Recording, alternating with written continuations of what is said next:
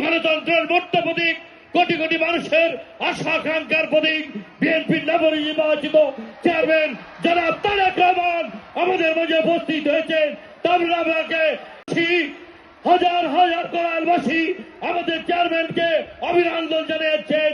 আপনারা সবাই আমাদের চেয়ারম্যান জনাব তারেক রহমান কোটি কোটি মানুষের হৃদয়ের স্পন্দন, তাকে অভিনন্দন জানিয়েছেন।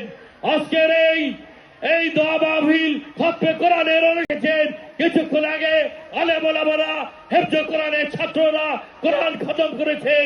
এই অনুষ্ঠানে এই মঞ্চে শহীদ রাষ্ট্রপতি জিয়া রহমান, দেশনেত্রী বেগম খালেদা জিয়ার রুহের মাগফিরাতের জন্য, আরাফাত রহমান কোকর রুহের মাগফিরাতের জন্য এখানে খতমে থেকে আলেম ওলামারা, মসজিদের ইমাম খতিবরা, কোরআনের ছাত্ররা হেফজে কোরআনের এই কোরআন খতম অনুষ্ঠান করেছেন। তাদের রুহের মাগফিরাতের জন্য প্রাণপ্রিয় ডাক্তার জুবাইদুর রহমান এদেশের বিশিষ্ট চিকিৎসক আমাদের মাঝে উপস্থিত হয়েছেন। কোরআনবাসীর পক্ষ থেকে আমরা তাকে অভিনন্দন এবং শুভেচ্ছা জানাই।